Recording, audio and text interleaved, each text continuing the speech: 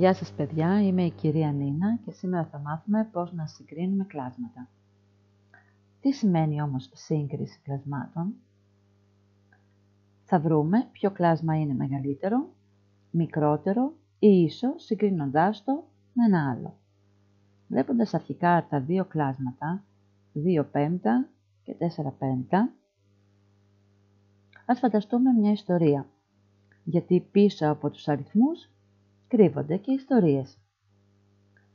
Ας φανταστούμε δύο παιδιά που συμμετέχουν σε αγώνες τρεξίματος. Το ένα παιδί έχει τρέξει τα 2 πέμπτα της διαδρομής και το άλλο τα 4 πέμπτα. Ποιο παιδί έχει καλύψει μεγαλύτερη διαδρομή? Σκεφτόμαστε, τι κοινό έχουν αυτά τα δύο κλάσματα? Έχουν κοινούς παρονομαστές. Τον αριθμό 5. Άρα θα ξεκινήσουμε από αυτό. Από τα δύο αυτά κλάσματα, μεγαλύτερο είναι το κλάσμα 4 πέμπτα,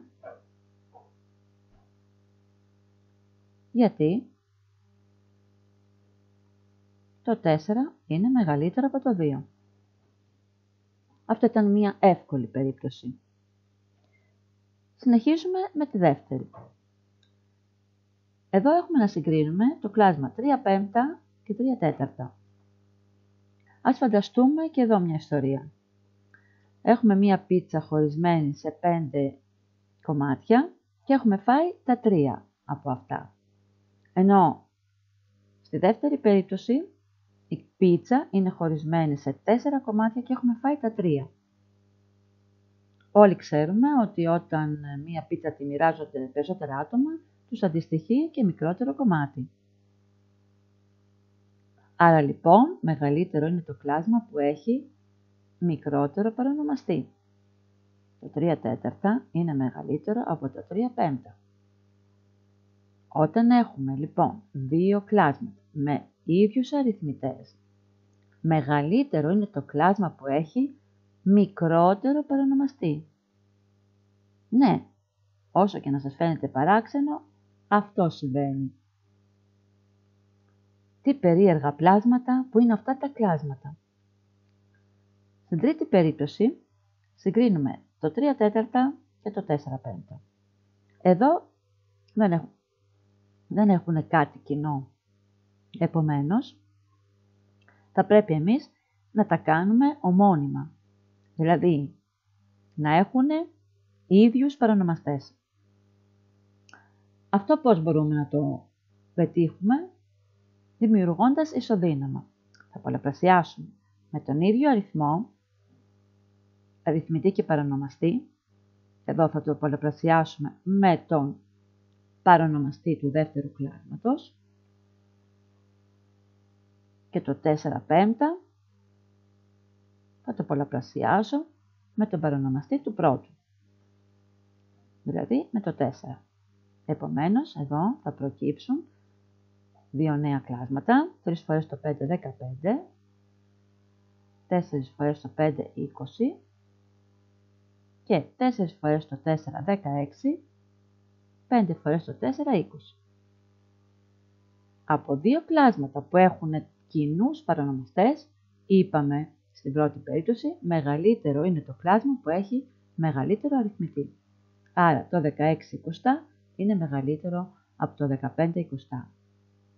Και επειδή πρέπει τα κλάσματα να τα γράφουμε στην αρχική τους μορφή, έτσι όπως τα δίνει η άσκηση, 16 20 σκεφτόμαστε από ποιο κλάσμα προήλθε, από το 4 πέμπτα, άρα το 4 πέμπτα είναι μεγαλύτερο από το 3 τέταρτα.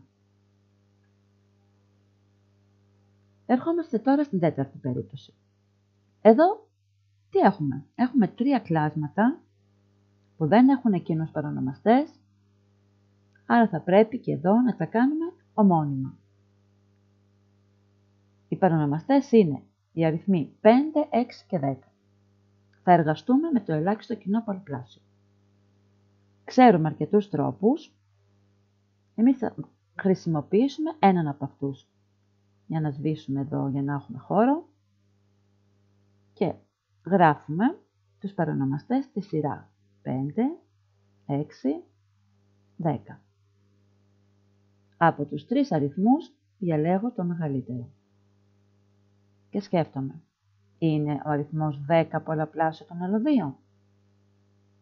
Είναι του 5 αλλά δεν είναι και του 6, άρα το διπλασιάζω. Είναι ο αριθμός 20 πολλαπλάσιο και του 5 και του 6? Όχι, άρα το τριπλασιάζω. Το 30 τώρα είναι πολλαπλάσιο του 5 και του 6? Ναι, είναι πολλαπλάσιο του 5, το βρίσκουμε στην προπαίδεια του 5, το συναντούμε και στην προπαίδεια του 6. Άρα λοιπόν, ελάχιστο κοινό πολλαπλάσιο είναι το 30. Ερχόμαστε τώρα εδώ, το βάζουμε το 30 εδώ στο πλάι και σκεφτόμαστε. Στην προπαίδεια του 5, πόσες φορές το 5 μας κάνει 30? 6. Βάζω κυπελάκια στα κλάσματα και γράφω τον αριθμό 6. Στην προπαίδεια του 6, πόσες φορές το 6 μας κάνει 30? 5 φορές το 6, 30. Και στην προπαίδεια του 10, 3 φορές το 10, 30. Τώρα θα προκύψουν 3 κλάσματα που θα έχουν κοινό παρονομαστή, ο οποίος θα είναι το 30, το ελάχιστο κοινό πολλαπλάσιο, για να δούμε τώρα τι θα βάλουμε στους αριθμητές. Πολλαπλασιάζω τον αριθμό που έχω στο κυπελάκι με τον αριθμητή. 6 φορές το 3, 18. Ο ίδιος αριθμός όπως βλέπετε, 6 φορές το 5, μας κάνει 30. Συνεχίζω. 5 φορές το 2, 10. 5, 6 είπαμε ότι είναι 30. 3, 8, 24. Και έτσι έχουμε 3 νέα κλάσματα. Με κοινούς παρονομαστές. Είναι εύκολο να τα συγκρίνουμε? Ναι. Αυτό μας θυμίζει πάλι την πρώτη περίπτωση, που είχαμε κοινούς παρονομαστές. Μεγαλύτερο είναι το κλάσμα το οποίο έχει μεγαλύτερο αριθμητή. Δηλαδή το 24 τριακοστά είναι μεγαλύτερο από το 18 τριακοστά και αυτό είναι μεγαλύτερο από το 10 τριακοστά. Και αυτά τα κλάσματα είπαμε να τα βάλουμε στην αρχική τους μορφή. 24 τριακοστά είναι το κλάσμα 8 δέκατα.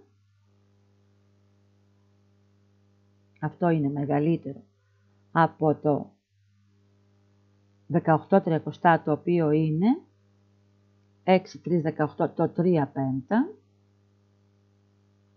Και αυτό είναι μεγαλύτερο από το 2 έκτα, που είναι το 10 τριακοστά. Έτσι λοιπόν βάλαμε με τη σειρά από το μεγαλύτερο στο μικρότερο τα 3 αυτά κλάσματα που δεν είχαν κοινούς παρονομαστές, βρίσκοντας βέβαια το ελάχιστο κοινό πολλαπλάσιο. Αυτό ήταν το μάθημά μας. Νομίζω ότι με λίγη προσπάθεια θα τα καταφέρετε κι εσείς. Γεια σας!